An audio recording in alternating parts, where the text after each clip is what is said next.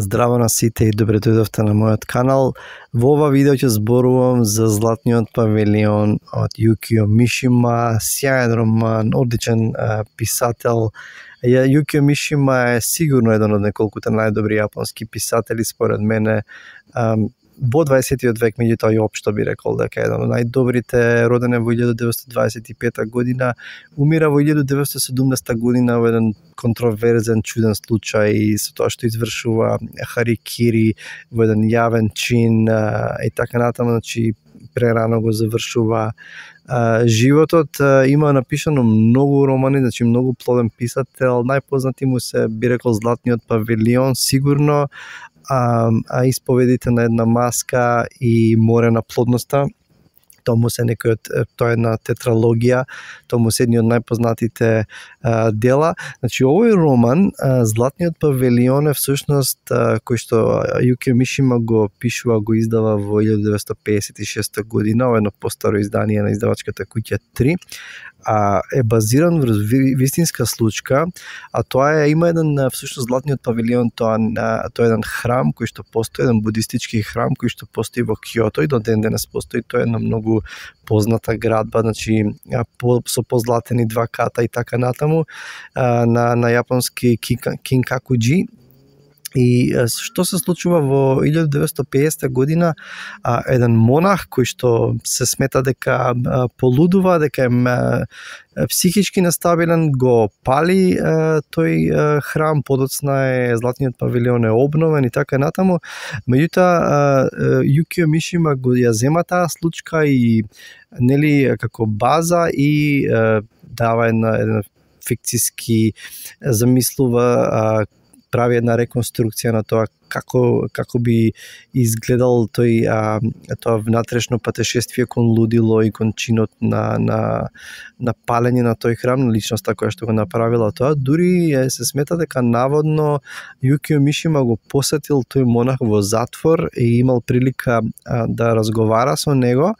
И Мишима го пишува овој роман на тој начин што нараторот, значи главниот лик, зборува во прво лице, тоа е едно момче по име Мизогучи, и почнува да зборува нели за многу малку за своето детство, го почнува да зборува од возраст кога има некој средношколска возраст и учи во средно училиште во друго место, живее со неговиот војко. Татко му е будистички свештеник, исто така и од него се очекува дека и тој самиот Мизогучи ќе стане свештеник. Меѓутоа уште од мал тој се присеќа како татко му цело време зборува за Златниот павилион во Киото како нешто најубаво на светот што постои, и тој вели уште во детството татко ми често зборуваше за Златниот павилион и нели како според татко му на земјината топка ништо не беше толку убаво како Златниот павилион. И тој уште пред да го види, со години уште пред да го види тој Златен павилион во Киото, живее со една идеализирана замисла за тој храм како нешто најубаво, нешто совршено, си фантазира, си го замислува како храмот е некаде позади тие планини и така натаму. Од друга страна, Мизогучи е момче кој што е слабо, е непривлечен, пелтечи, значи има проблем, има и во односот со другите, значи неговиот однос со другите е малку комплексен, и татко му е болен, меѓутоа пред да почне ќе го однесе во Киото, ќе го препорача на негов пријател, свештеникот кој што е главен во тој храм, да иде ова момче Мизогучи, ќе се пресели таму, ќе почне да биде помошник, асистент, нели, да учи таму, ќе се запише на факултет и ќе се запознае таму за прв пат, ќе се здружи со едно момче по име Цурукава, со него ќе се дружи, подоцна ќе се запознае со исто така со еден студент на факултетот по име Кашиваги, и тој е човек што има хендикеп, има криви нозе, меѓутоа исто така и искривена личност, и ќе почне да влијае негативно, би рекол токсично на Мизогучи со тоа што ќе му открие дека тој на некој начин ја користи својата слабост и својот хендикеп да ги едноставно да биде со девојки, затоа што тие го сожалуваат, значи арогантен е и директен е и циничен е, и на некој начин тоа влијае лошо на Мизогучи. И низ целиот роман од тука натаму, значи прикажано ни е неговото чекор по чекор како доаѓа во состојба да овој човек го запали златниот павилион, златниот храм. А романот не изобилува толку со сложено действие колку што има, е исполнет со еден освен што е многу убаво раскажан, исполнет е со филозофски медитации во однос на убавината и грдоста, на злото, на законот. Во основа, без да правам спойлери, тоа е действието на романот, што самиот старток е откриено и тоа е на самата книга дека овој човек ќе го запали тој храм, меѓутоа описот е многу важен на тоа како доаѓа до таа состојба да го направи тоа дело. И веднаш му се наметнува на читателот на силна желба додека го чита овој роман, пратејќи ги мислите и размислувањата на овој човек како дошол до таа состојба, да го разбере тој чин, дали има некаква психичка пореметеност кај него, дали се работи за каква диагноза, зошто овој човек станува таков, дали е просто зол и едноставно го прави тоа чиста желба да нанесе зло или да направи нешто. Меѓутоа работите се малку покомплексни. Мислам дека Мишима поставува многу прашања кои што подлежат под она што го гледаме на површината. И интересно е што ако направиме мала анализа на тој човек, или јас имаше некои делчиња од романот кои што може би ме наведува на некои заклучоци за тоа како доаѓа тој човек до таа состојба, и ќе споделам неколку од тие со вас.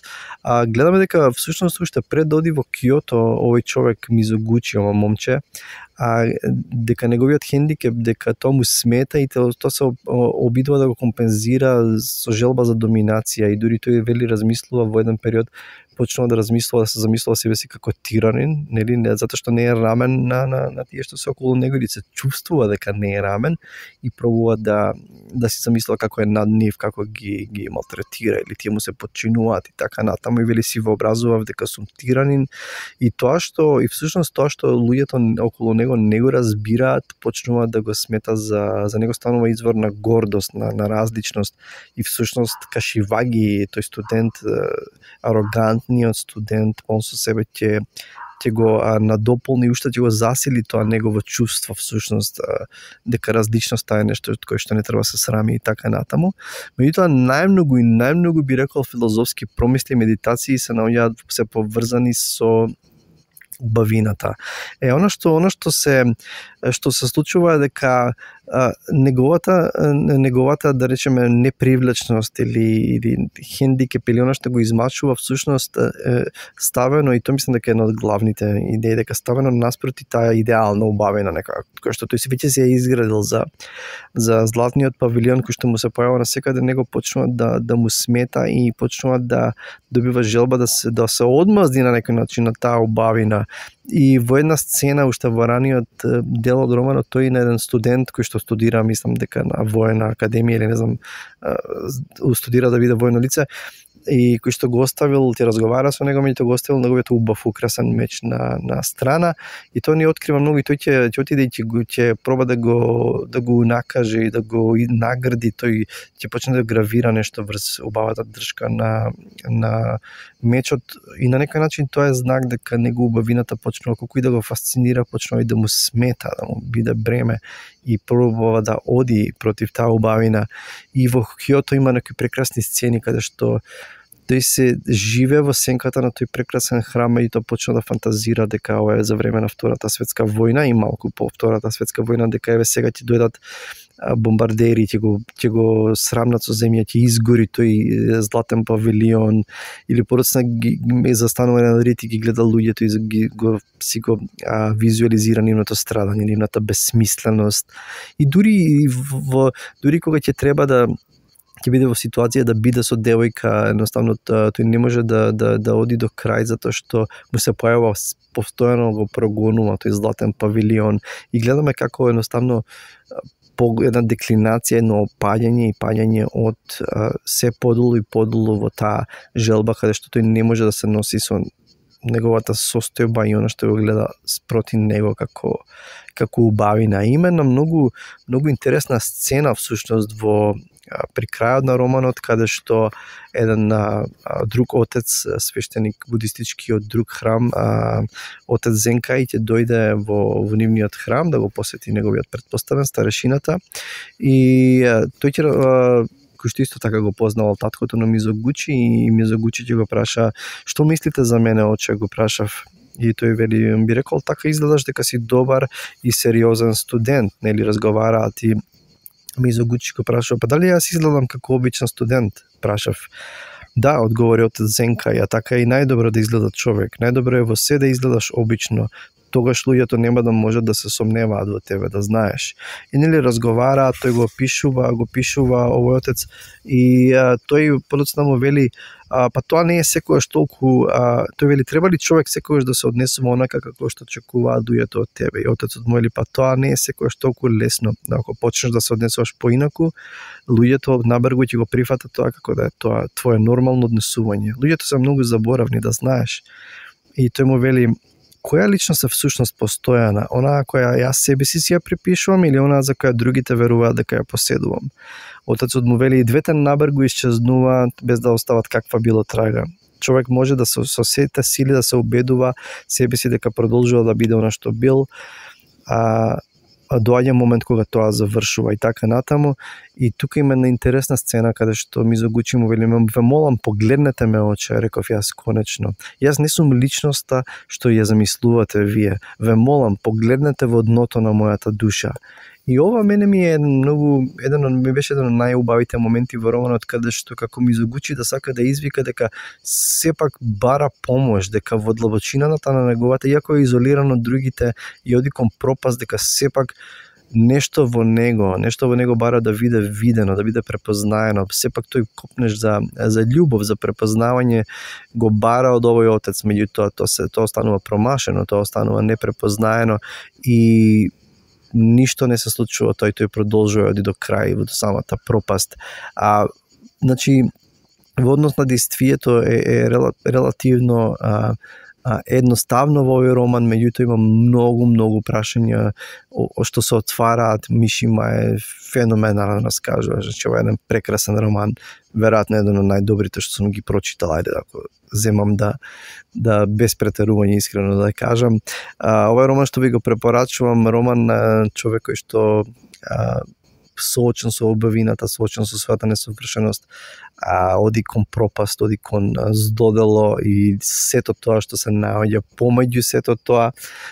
Одличен роман кој што ви го препорачувам, Златниот павилион од Јукио Мишима. Чувајте се и се гледаме со наредното видео. Чао!